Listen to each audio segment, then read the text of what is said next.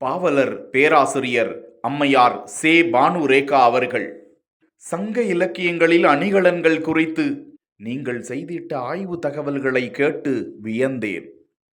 அந்த கேள்வி அறிவில் இந்த தொகுப்பை வடித்தேன்.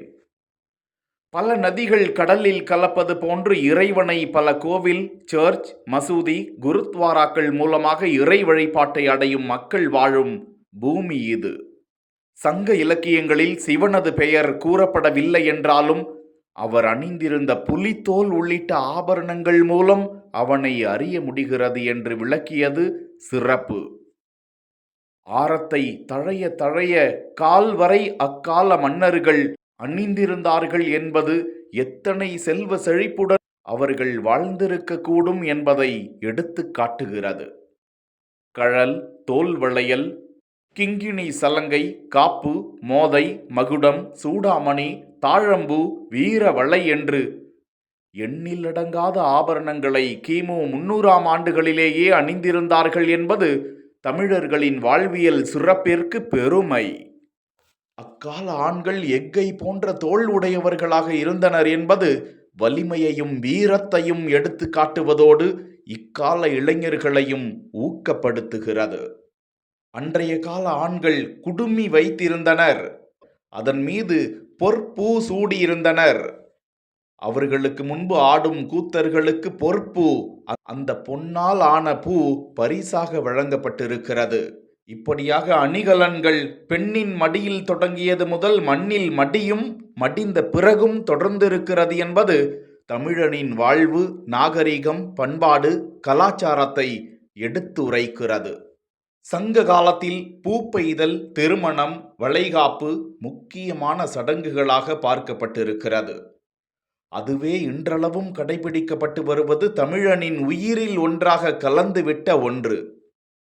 பெண்கள் இடையில் அணிவது மேகலை என்ற அணிகலன் என்ற பரிபாடல் தகவல் அருமையிலும் அருமை. சிலம்பு கழித்தல். தனது மகள் ஒரு ஆணோடு கூடிவிட்டாள் என்றால் மகளுக்கு அணிவித்திருந்த சிலம்பை அந்த தாய் கவலையோடு அழுது புலம்பி கழற்றுவது குறித்த சிலம்பு கழித்தல் சடங்கு அக்கால பெண்களின் கண்ணியத்தையும் சிலம்பு என்ற அணிகலன் மூலம் தாங்கி நின்றிருக்கிறது என்பது வெகு சிறப்பு. தாலிக்கு முன்பு சிலம்பைதான் மேன்மையாக கருதியிருக்கிறார்கள். புலியினை கொன்று அதன் பல்லை பிடுங்கிக் கொண்டு வந்து கழுத்தில் அணிந்திருந்தான் வீரன். அதுவே மருவி கழுத்தில் பெண்களுக்கு தாலி அணிவித்தலாகி சுமங்கலிகள் கழுத்தில் தாலி அணிந்திருப்பது சிறப்பு என்று புறநானூறு கூறும் தகவல் அருமை. சங்ககால அணிகலன்கள் வாழ்வு முறையையும் நவீன வளர்ச்சியையும் வீரத்தையும் பக்தியையும் காட்டுவதை உணர்ந்தேன். அணிகலன்கள் மூலம் அவர்களது வாழும் பகுதியையும் அறிந்து கொள்ளலாம் என்று வியந்தேன். உதாரணத்திற்கு கடல்வாழ் மீனவர்கள் சிற்பிகளையும் வளையல்களையும் பல்வேறு அணிகலன்களாக அணிந்திருந்தனர். சாதாரண ஏழை மக்கள் அவர்கள் இலை, தழை உள்ளிட்ட அவர்கள் சார்ந்தவற்றை அணிகலன்களாக கொண்டிருந்தனர்.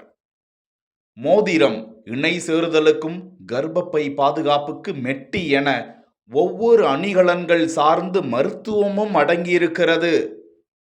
அது குறித்து இன்னமும் ஆய்வுகள் தொடர்ந்து நடந்து கொண்டிருக்கின்றன என்ற உங்களது ஆய்வு தகவல்கள் பிரமிக்கத்தான் வைக்கிறது. பாவலர் பேராசிரியர் அம்மையார் சே. பானு ரேகா அவர்களுக்கு கோடிக்கணக்கான தமிழர்களின் சார்பாக நன்றிகளை தெரிவித்துக் கொள்ளும் நான் ரே. ரமேஷ், பிஹைண்ட் வுட்ஸ் தலைமை செய்தி ஆசிரியர் மற்றும் குரல் கொடுப்பவர்.